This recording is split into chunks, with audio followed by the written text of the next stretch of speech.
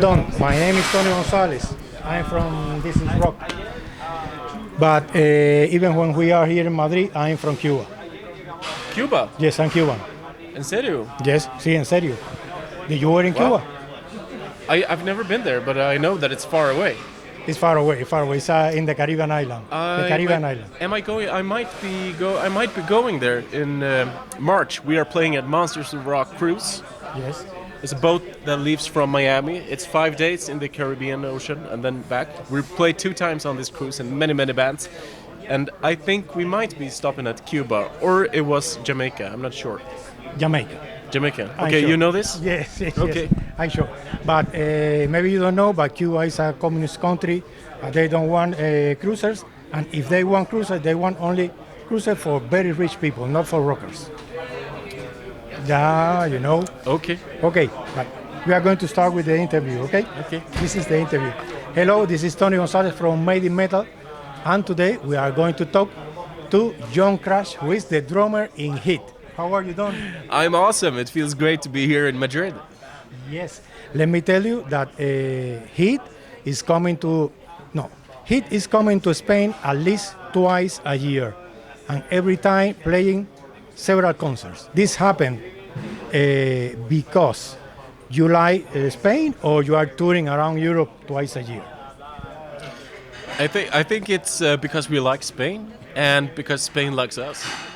Basically, we always have great shows here in Spain. We always meet a lot of friendly people, so it's the best place to play. So we really want to come back to Spain as often as we can because we love the country, the food, the people, and people seem to appreciate us here. So yes, you are founding member of the band with Jonah T and Kenny Lecremo. Yes, and do I forgot another? And Jimmy J and Dave Delone and Eric Rivers.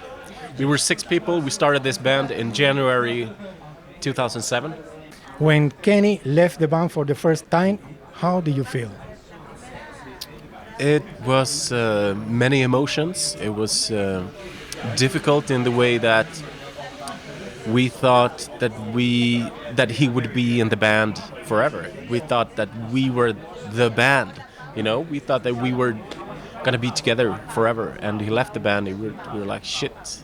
What do we do now? We never imagined that would happen. So it was strange times. Yes. Then the years passing by, and Eric Grönwall left the band. How do you feel? I think it was easier. A little. It was hard, but a little easier than when Kenny left the first time because it had already happened before. Even Dave Delone left the band for a while. Then he came back. But you know, I wouldn't say I'm getting used to losing band members, but it was hardest the first time. Yes. And then Kenny Lecremo came back, and the same question. How do you feel? Muy feliz. Because we were really good friends. You know, when we started the band, when we toured in the early years, we were really young and discovering rock and roll together. And he was a really good friend. And when he came back, it was like gaining an old friend again. Not just a band member, but like regaining a really good friend. So that was amazing. Yes. There is something that happened with Heat and their members. That, for example, Kenny Lecremo left the band, and some musicians from the band didn't left the friendship, and Eric Grönwall left the band, and he is still friends of all of you. And tell me, I think that this is something that not usually happen in rock or in the bands. A musician left and he becomes an enemy, and the rest of the musicians start talking a lot of shit about the band. The band is talking a lot of shit about the group. This is not your case, the case of Heat.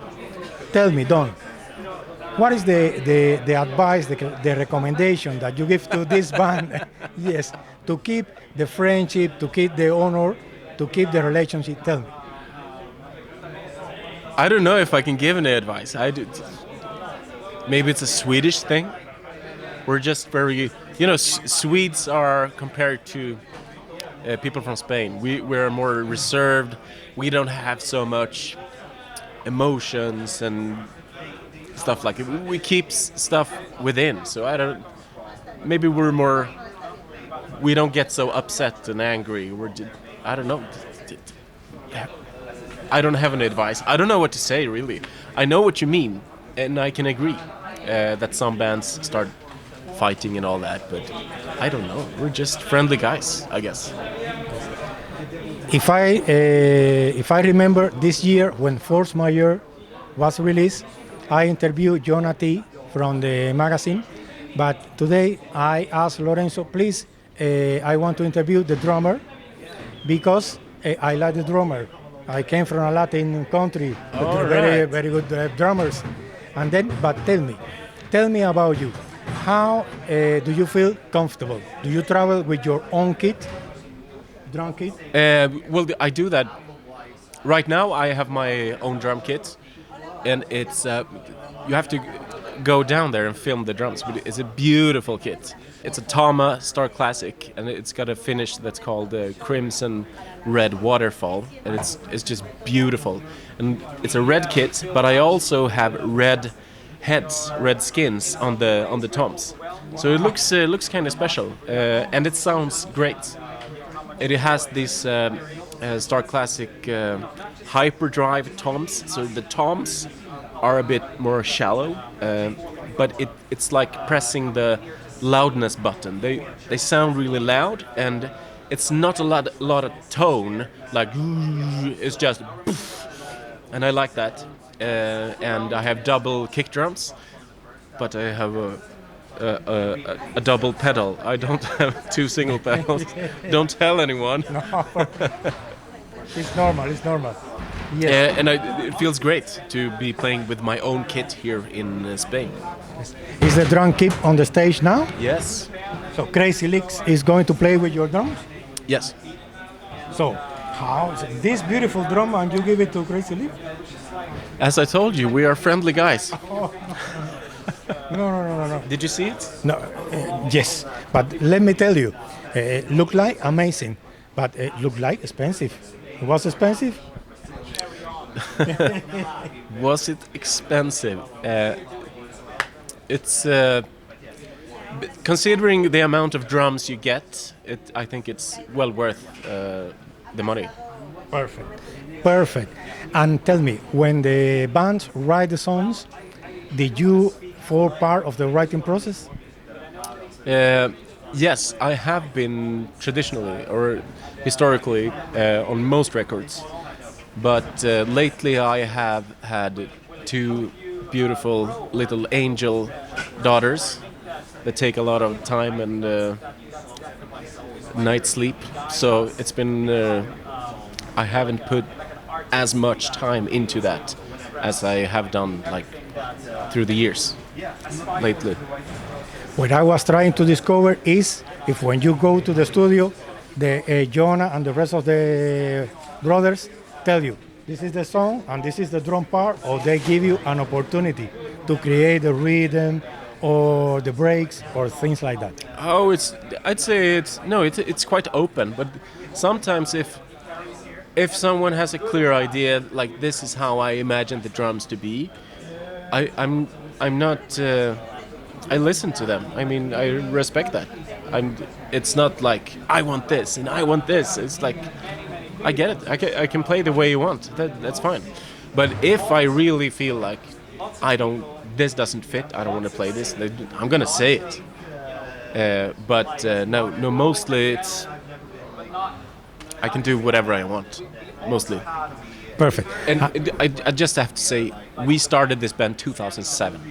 We have done many tours, many rehearsals, written many songs together. We have recorded many albums together. We know each other by now. It just works when we go into the studio. So it's a process where we just work together. Perfect. And when you are in concert, like tonight, if you feel inspired You do extra breaks and things like that? Yes. Sí. Claro. I know because I have seen the band alive at But, the. but sometimes when I do it too much, Jimmy, the bass player, looks at me like this. I just laugh. Yes. And tell me, Don, why did you choose the drums? Actually, I didn't. Jimmy chose it for me. When we were kids, I was in the same school class as Jimmy, and he was in the band. And they were gonna have a gig, and their drummer couldn't make it, so they needed a stand-in drummer for that gig. So Jimmy asked me. He said, "Your dad is a drummer," which my dad is. "Your dad is a drummer, so you can fill in."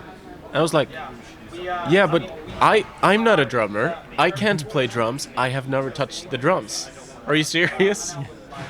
Anyway, so we started rehearsing, and I just felt immediately like I have this in me. I have a talent for this. This is in my blood, like rhythm. So it was really easy for me to start playing drums.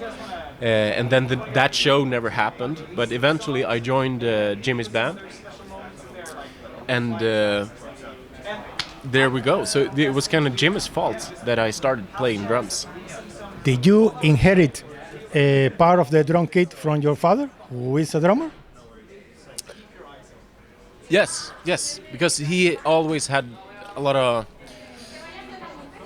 I got my own drum kit eventually, but I always needed like extra parts or an extra tom or an extra cymbal. So I always got some stuff from my father because he had several drum kits from many years of playing. So. And tell me, did you learn from him how to tune the skins, or did you do it apart? No, I think I learned that from another guy that's really talented in drums. That actually works with Tama. So yeah. That's all. His name is Per Burström. He's really good. He really knows drums. He knows everything about drums. He knows about the wood they're made of and like how to tune them and about all the different heads, and so he's a good guy to talk about drums too. Yes, I have two questions more. The first is, who are your drummers from reference? My drummers from reference, like I have my go-to names that I say, but I don't know, it changes throughout the years. But I'd say Mike Portnoy was a big source of inspiration early on. Also Joey Jordison from Slipknot, and Lars Ulrich, Metallica. Don't tell me. Lars? See? Yes. See? Because for me, a drummer in a band, you're not only playing the rhythm, you're part of the band and you're part of the show, and you're an entertainer. And Lars Ulrich, he is really good band member and entertainer and part of the show. His just the playing is, yeah, I know some people will say that he's not very talented at playing drums, but the whole package just works. So that's why I mention also Lars Ulrich. Yes. I'm not going to say anything about Lars. No. But my last question is, what is the advice or the declaration or something like that you can say to the new drummers, yes, that follow and see you playing with these beautiful drums and playing like you? What is the advice? Don't listen to your parents. When they say you play too much, it's too loud, don't listen. So Don, I really enjoyed this interview. My friend, I hope to see you again, not on the stage. On the stage I will see you a lot of time, in person. Okay, I hope to see you too. This was fun. Yes, thank you very much. Okay, you're welcome. Bye bye. Ciao.